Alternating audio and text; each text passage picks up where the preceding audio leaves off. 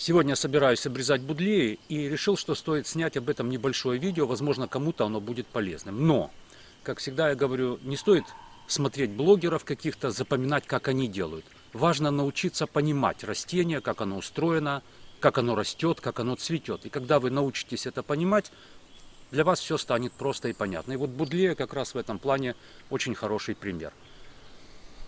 Будлея цветет на побегах, которые вырастут в этом году. Вот в прошлом году я ее обрезал.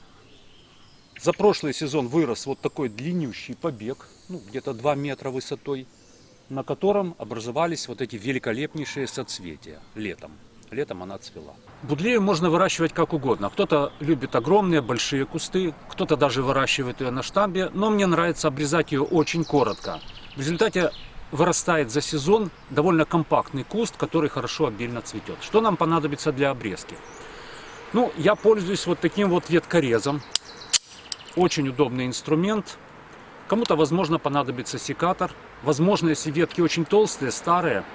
Я в прошлом году обрезал старый куст с толстенными ветками. Мне понадобилась даже садовая пила. Коль скоро в руках у меня веткорез, позвольте о нем пару слов сказать. Очень удобный инструмент. Я даже не знаю, что это за фирма. Какой-то ноунейм, куплен в обычном супермаркете. Очень удобный инструмент.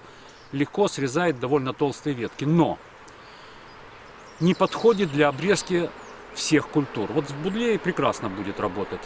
А вот, например, с яблоней мне довелось недавно обрезать вот таким веткорезом яблоню. Довольно заросшую, запущенную. И что я обнаружил? Остаются после обрезки довольно большие сучки.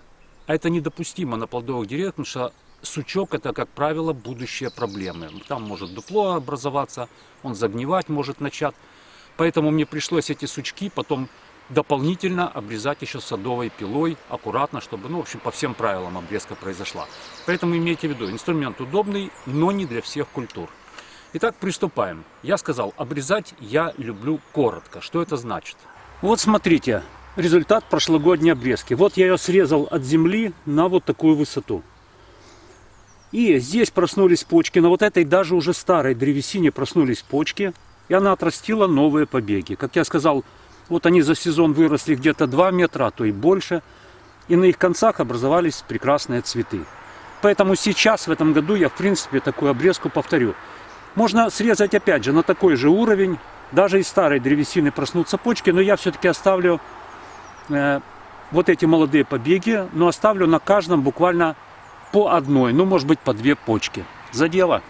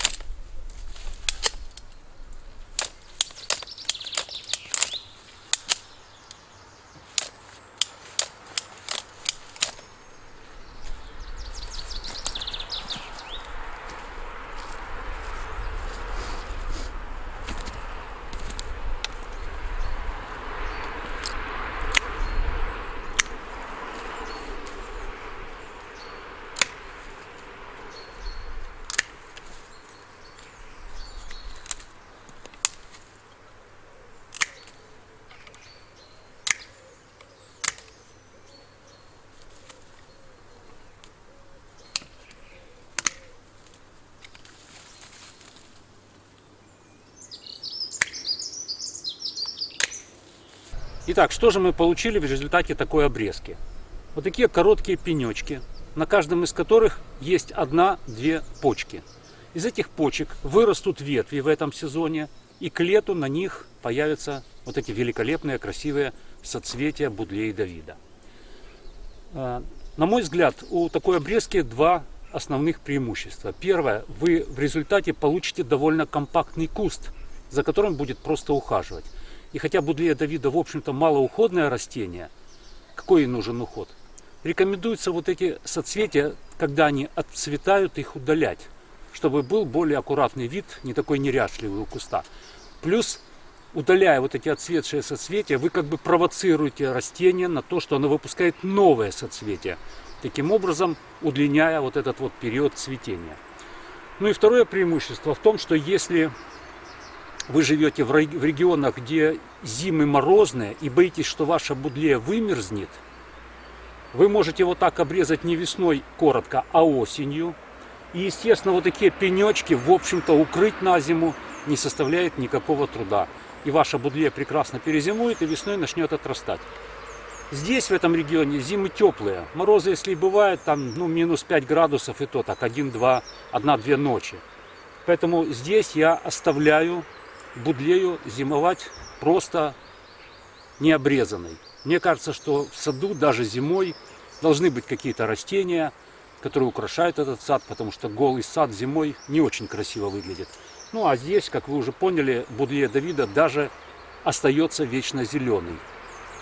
Ну вот, я надеюсь, вы поняли, что обрезать будлею Давида, в общем-то, дело не хитрое. Главное понимать, что цвести она будет на тех побегах, которые вырастут вот в этом новом году. Поэтому оставляйте те почки, которые вы считаете необходимыми. Из них вырастут новые побеги, и они зацветут. Зацветут они летом. Собственно говоря, на сегодня все. Спасибо, что смотрели. Надеюсь, скоро увидимся. У меня две будлеи еще. Вот эта небольшая и вот там за спиной. Пошел я обрезать их.